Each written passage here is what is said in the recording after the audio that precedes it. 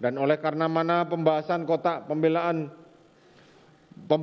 pembelaan penasihat hukum poin 5, 7, dan 9 ini patut dikesampingkan pula. Menimbang bahwa terhadap nota pembelaan penasihat hukum poin 6 dan 8 majelis hakim pertimbangkan sebagai berikut. Menimbang bahwa dalam nota pembelaan penasihat hukum di bagian ini mengemukakan tentang pembuktian kesalahan terdakwa oleh penasihat hukum hanya didasarkan pada asumsi, yaitu menentukan dimulainya perencanaan sebagaimana ditanyakan senjata HS kepada senjata Richard halaman 157, dan tentang penuntut umum berasumsi skenario tembak-menembak sudah ada sejak sebelum kematian korban halaman 161. Menimbang bahwa terhadap hal yang dinyatakan oleh penasihat hukum tersebut menurut hemat majelis adanya kesesuaian antara keterangan terdakwa dan keterangan saksi Riki Rizal, di mana terdakwa menyampaikan niatnya kepada saksi Riki Rizal Wibowo yang diminta membackup terdakwa pada saat dilakukan klarifikasi pada korban Nofriansah Yosua Huta Barat. Dengan permintaan tegas, apabila korban Nofriansah Yosua Huta Barat melawan, maka lakukan penembakan. Akan tetapi saksi Riki Rizal Wibowo mengatakan tidak punya mental untuk melakukan itu.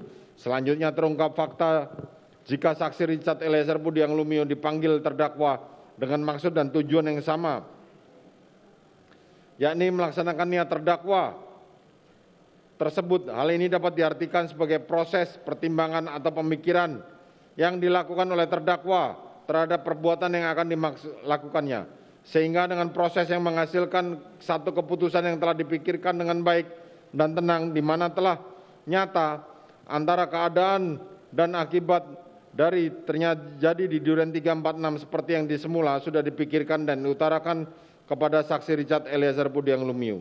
Menimbang bahwa dengan demikian berkenaan dengan nota pembelaan poin 6 dan poin 8 ini patut untuk dikesampingkan. Selanjutnya unsur keempat, yaitu menghilangkan nyawa orang lain. Menimbang bahwa dalam mempertimbangkan unsur menghilangkan nyawa orang lain ini, maka majelis hakim mengambil alih pembuktian unsur dengan sengaja serta dengan rencana terlebih dahulu yang telah dipertimbangkan sebelumnya dan mutatis mutandis menjadi pertimbangan dalam pembuktian unsur ini, serta menjadi satu bagian yang tidak terpisahkan dalam putusan ini. Menimbang bahwa yang dimaksudkan menghilangkan nyawa orang lain adalah unsur ini disyaratkan adanya orang mati, di mana yang mati adalah orang lain dan bukan dirinya sendiri atau pembuat tersebut. Pengertian orang lain adalah semua orang yang tidak termasuk dirinya sendiri si pelaku. Bahwa akibat dari perbuatannya itu menjadi tujuan, yakni menghilangkan jiwa orang lain dan matinya orang lain. Kematian tersebut tidak perlu terjadi seketika atau segera setelah itu, tetapi mungkin kematian itu dapat timbul kemudian.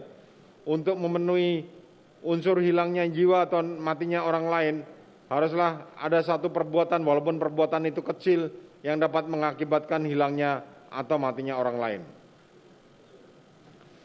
Menimbang bahwa dalam perbuatan menghilangkan nyawa orang lain ini terdapat 3 syarat yang harus dipenuhi, yaitu adanya wujud perbuatan, adanya suatu kematian, dan adanya hubungan sebab dan akibat antara perbuatan dan akibat kematian.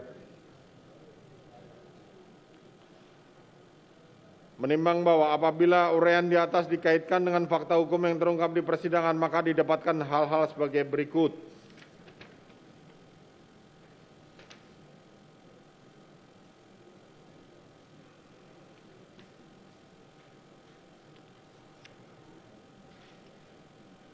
Menimbang bahwa dari keterangan Richard, keterangan Riki Rizal Wibowo diketahui bahwa selang beberapa waktu kemudian saksi Riki Rizal memanggil saksi Richard Eliezer Budiang Lumiu menanyakan di mana senjata korban Nofriansah Yosua Huta Barat. Karena saksi tidak tahu, kemudian saksi Richard diajak oleh saksi Riki Rizal Wibowo masuk ke dalam kamar ajudan. Mencari di lemari, akhirnya menemukan senjata HS korban Yosua, menemukan senjata HS milik korban Yosua di lemari. Karena di samping kasur ada juga senjata stayer. Saksi Riki Rizal juga mengambil sekalian senjata stayernya. Lalu saksi Riki Rizal langsung naik ke lantai 2 menyimpan senjata-senjata tersebut di kamar anak terdakwa.